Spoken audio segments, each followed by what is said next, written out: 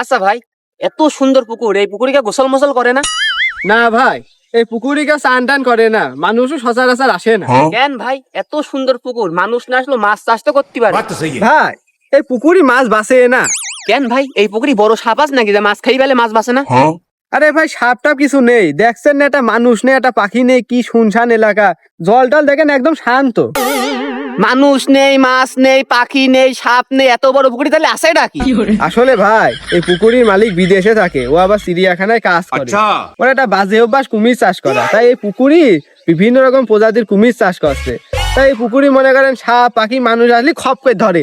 আপনি দেখে আমি আবার বলতে আসলাম যে মালিকে না আছে, আপনি এখানে বেশিক্ষণ থাকেন না। ভাই কি করলে দেখে কুমির আছে, এত সময় বললাম এখানে থাকতাম না।